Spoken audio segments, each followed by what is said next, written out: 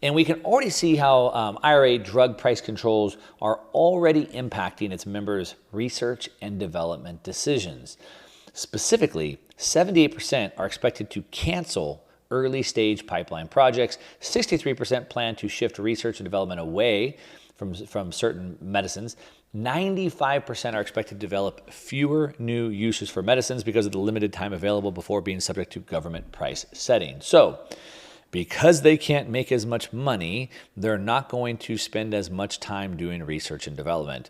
If we don't do as much research and development, then we don't have breakthroughs in medicine. If we don't have breakthroughs in medicine, then a lot of the gains that we've seen, like, for example, tripling life expectancy over the last 100 years, starts to go away. Now, we've seen this time and time again, right? We've seen studies come out that show this, but at the same time, we constantly, for some reason, have more people wanting more and more of it. But I want to run through some of the effects that we've seen throughout history so we can start to understand this. Now, this isn't new for the United States. I talked about it being at the end of the empire, but we've actually seen it many times in the United States. We saw in 1971 to 1974, then President Richard Nixon used price controls, of course, to control inflation.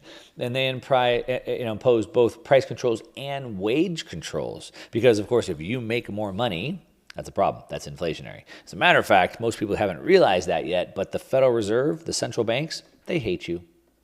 They're trying to bring inflation down. And you making more money is a problem for them. For some of you, having a job is a problem for them. As a matter of fact, they want to bring unemployment up, which means they hope their goal is for millions of more Americans to actually lose their job. That's what they want. That's their goal.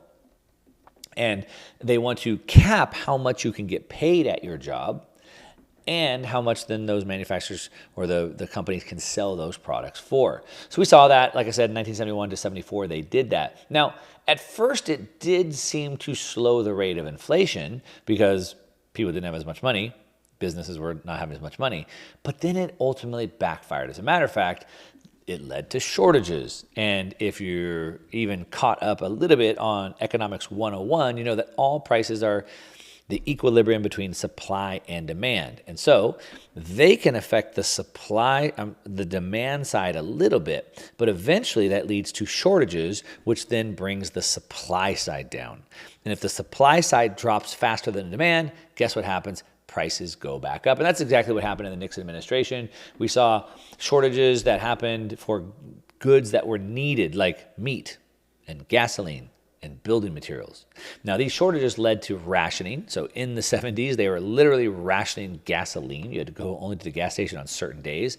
It led to black markets for these types of goods to be sold. And eventually they had to cancel it. They had to lift these price controls in 1974 because things had gotten so bad, but the damage was already done. The controls that led to shortages, rationing black markets, also had discouraged innovation. Of course, no one was investing. No one was building more. Why would I build a factory to bring more supply that could help bring the price down? Why would I do that, invest into that, spend that time, effort, energy, money, risk, if I know that I can't make a profit anyway because they're going to cap the prices? And so, of course, they don't. And so then after that was ended, we saw that the period from 1974 to 1984 was a period of very high inflation because then the prices were lifted. So then people could sell them for what they needed to, which means prices went up. So the consumer price index, as measured by CPI, rose an average of 7.8% per year during this period. Now, that was an average of it during that year. So it was obviously much higher. We can see this throughout history. France, 1793, the National Assembly was the ruling body of France. During the Revolution, they imposed price controls on a wide range of goods, including at that time apples. This meant apple farmers weren't allowed to sell their apples for more than a certain price. Now, of course, they were unpopular for people wanting to sell apples, and apple farmers were less willing to produce apples if they couldn't get a fair price for them. And if they didn't want to produce more apples, then we didn't have any apples. This is one of the things, the price controls on apples, that we can trace back that actually attributed, or I should say contributed, to the French Revolution. When people don't eat, people aren't happy. When people don't make money, people aren't happy. When people aren't happy, they tend to go to the streets. We see it in France all the time. As a matter of fact, we see it in France right now. We can go on. We can see that all of this led towards This continued divide between rich and poor. It changed the taxation system. It led to this monarchy class that kind of grew up that the people weren't happy about, this sort of us versus them, we the people versus the rich. And we see the same thing happening in the United States today. As a matter of fact, I saw a post from Wall Street Silver on Twitter came out and showing that the combined net worth of the 50 richest members of Congress is $4.8 billion. So members of Congress, public servants that are there as a public servant to do a service, that are making public servant wages, they have a combined net worth of $4.8 billion. So they have an annual salary of $174,000. So at that rate, they would have to work, 27,000 years to earn that much money.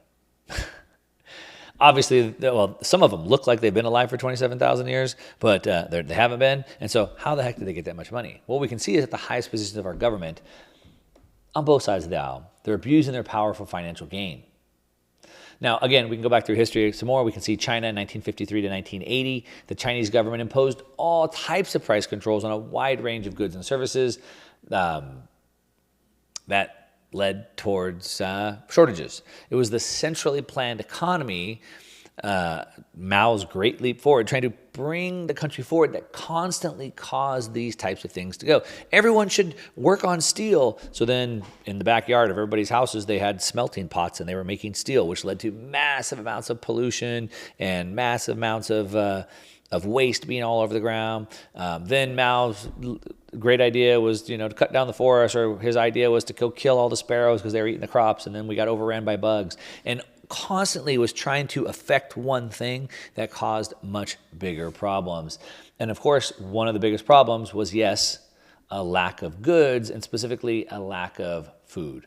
For example, the price of grain was set at 0.3 yuan per kilogram, which was below the cost of production, which then led to a shortage of grain, and then the government had to ration it. Now we know through Mao's great leap forward, thank you communism, thank you socialism, about 50 million people died during that time.